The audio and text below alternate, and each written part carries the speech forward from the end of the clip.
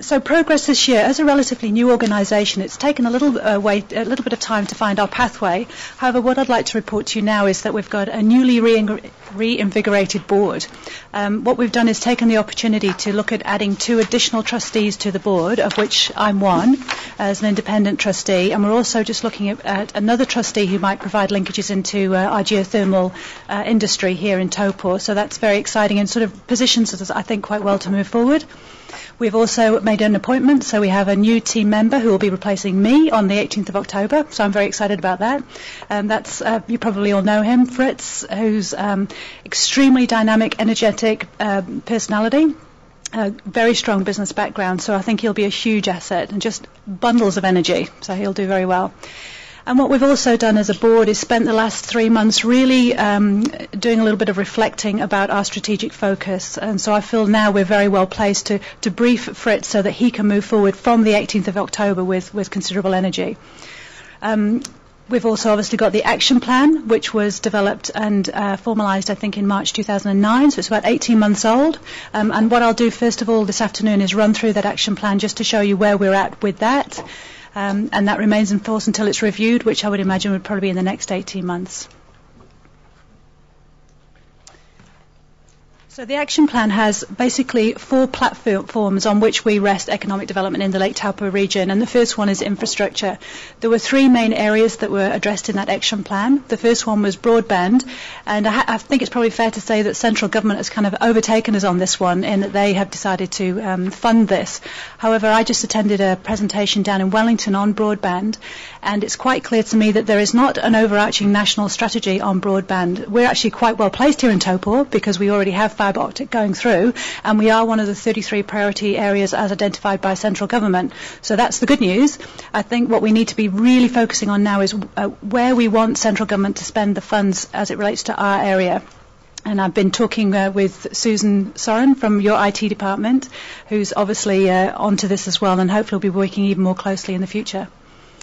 Air linkages, well, we all know there's some good news and some bad news in this area. One of the action plan strategies was to develop those air linkages around. So the good news is we have an international flight coming into Rotorua Airport, which obviously gives us the opportunity to link more closely internationally. And there's been a little bit of further good news in that I think Eagle Air is once again looking at that early morning Wellington flight. No guarantees, obviously, but we're working quite strongly with them. And the bad news is obviously that we lost that early morning Wellington flight. And that seems to be the key focus at the moment for the business community, is getting that flight back on. So we're working quite closely with the Taupo Airport Authority on that. Integrated town plans. This has really come on in huge leaps and bounds, as you are probably all totally aware. The commercial and industrial structure plan is now complete, and that's obviously down to your good work, but we were involved in that process. And now we're just looking at Turangi, and we've just started work with again, your team and the community down in Turangi to really get their structure plan underway. And that has a particular focus with the visitor strategy as well that Destination Lake Taupo has produced. The second platform was people and skills. This is the one I think we need to be looking at the most closely for the next little while. This would be an area of focus, I believe, for us going forwards. One of the strategies was to make Taupo a great place to live. I actually think it's already a great place to live, so I think that one is kind of ticked off incidentally, no credit to us. But I will go through some educational opportunities that we're specifically looking at a little bit further in the presentation. I think we can do better in this space. Business investment. This is probably the area where Fritz will be spending the majority of his time. He is a driven man, and he is driven to bring business to Taupo, and that is going to be a large component of our direction to him, is to do exactly that. We already have more or less a one-stop shop now in Taupo. So we have Town Centre Taupo, Destination Lake Taupo, and Enterprise Lake Taupo, all delivering assistance to business. Again, under the attraction of business, I've got some projects that we'll discuss in detail further through this presentation. And in terms of promoting the region, we've worked extremely closely with Destination Lake Taupo in the presentation of their new brand and the finalisation of that, which seems to have been incredibly well received, and I'm very enthusiastic and excited to be working behind that brand. And I understand that we probably will be aligning our brand very closely with that new brand so that we have the same look across the region. And leadership, I guess our leadership role was encapsulated in the action plan, which we're working our way through. Promoting communication between the business groups. I have to say that my chair, Tom Finlay, has done some amazing work in this space in the last 3 to 4 months. And I've never known the business community in Taupo to be so communicative and so collaborative as they are right now. And I think that that's due at least in part to Tom's work and to my work and to the council's work, the great work that Town Centre Taupo has been doing, Kylie Hawker sitting behind me, and the Chamber has also sort of a newly reinvigorated board. And the business community is really working well together, and I think we'll see a lot of change just because of that.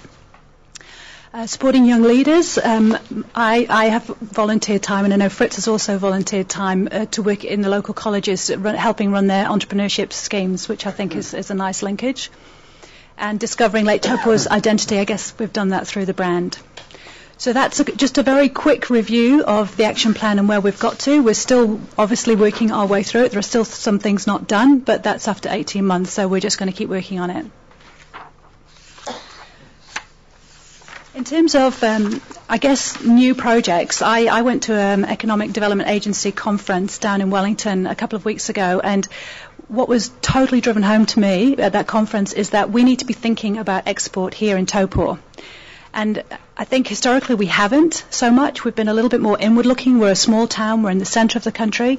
But I think we need to start looking outwards now. And we've got some amazing opportunities around tourism, around geothermal. So we need to be thinking about export, we need to be thinking about growth, and we need to be thinking about innovation. And unless we're sort of going to get into that mindset, we're not going to access the government funding that we might be entitled to, and I think that we're not going to grow our town in the way that probably we would all like to. So I'd like to just put some of those words out there. I know you've all heard them before, but central government is incredibly focused on export. I just can't emphasise that enough.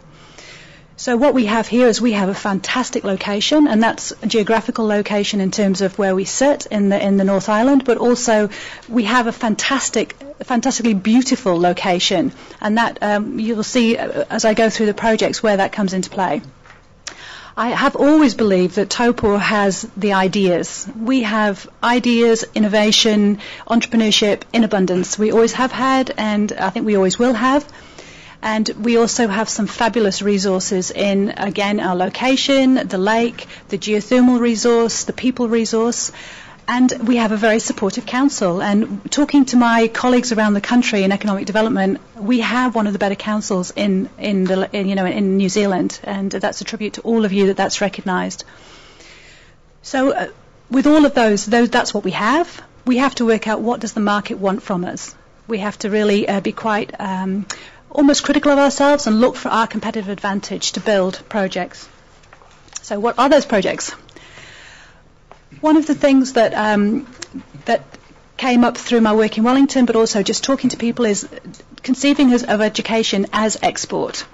So one of the things we don't have, we have Waiariki Institute of Technology, and they want to develop a campus here. But they cannot develop a campus unless they have international students, because the numbers just don't stack up, and the Tertiary Education Commission won't fund capital projects.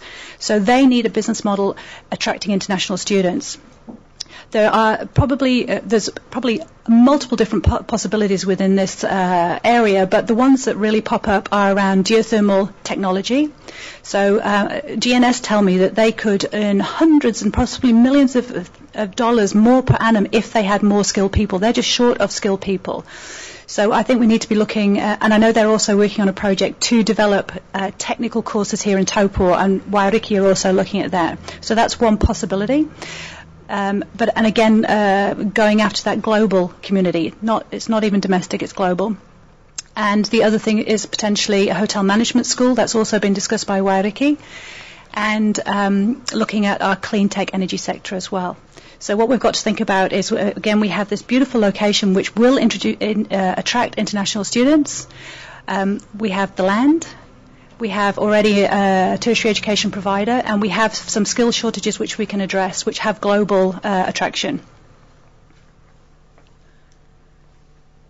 The next project that we're working on at the moment is Clean Tech Incubation. So what this is all about is, as you're all aware, we have the Clean Energy Centre here in Taupo, which I believe is going to be completed in February of next year. And they have a list of clean tech embryo businesses, which basically are good ideas at this stage, that's all. What Soda Inc. and Ice House are doing, they're business incubators based in Hamilton and Auckland, and they have business incubation packages, and they're happy to work with us, which basically come in and surround those good ideas to change good ideas into export growth businesses, and they are particularly interested in growing businesses basically exponentially. They're not interested in businesses that add a couple of employees every year. They're interested in businesses that double every 6 months, and they have a very strict program which enables that, and they bring in expertise, the top IP lawyers, the top accountants, the top business analysts, the top export experts. They bring a whole group of experts around these good ideas to grow them. Soda Inc. have expressed, and Ice House actually, have both expressed a lot of interest in working here in this region, possibly within the Clean Energy Centre. So we have the embryo ideas, we have people to collaborate with to grow those businesses, we have a building, we have, I guess, the desire. So this to me is a very exciting project that we want to get off the ground in the next 12 months.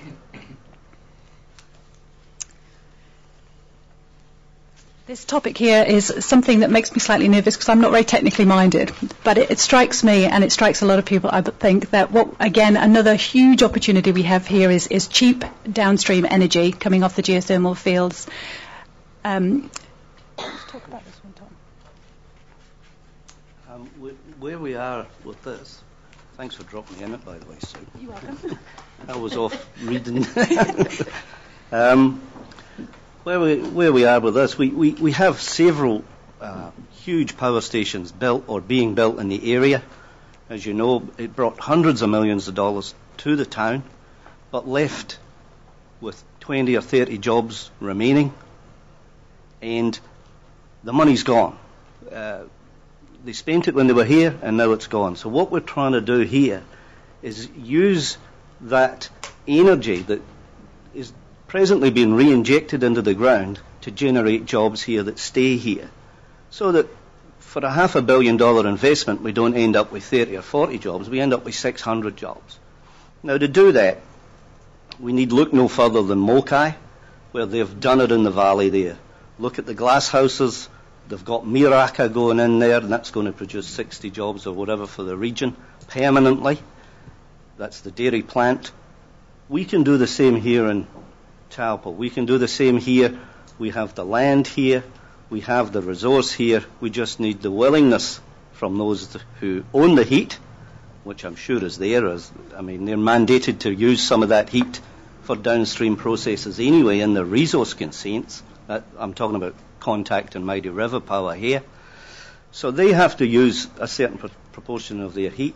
We have to provide them with enterprises that will use that heat. And that's what Sue's talking about here. Thank you. That's great. Does that make sense? And I guess I see the role of ELT is to package this for business. So what we're looking at is working with council to identify land of different sizes, working with the power stations to get cheap or at least stably priced heat, looking at working with council to make sure there's fibre optic out there as well wherever we're going, so that people know they've got fast broadband, and putting those together in a package to create a competitive advantage for our region. So when Fritz is up in Auckland trying to persuade business to come here, he can say, you have to come here because this will give you a competitive advantage in your business. So it's not about just saying, here's some land, come here. It's about, here's your competitive advantage, come here. So that's what we're working on in that space. The last sort of major project that we're going to be working on, and this has really only just started, is the Turangi structure plan. Now, Destination Lake Taupo has already done a lot of work, and they've created a visitor strategy, so we're working very closely with them to try to enable that visitor strategy, because at the moment it's just a strategy. So I guess we see our role in this is to work with the community to find out what parts of that strategy they want, and then look at ways to find money to do that, basically. One of the things that comes very clearly through the structure plan and from the community is the key issue for that end of the lake is the economy, is economic development. That's what they want. That's what the structure plan is geared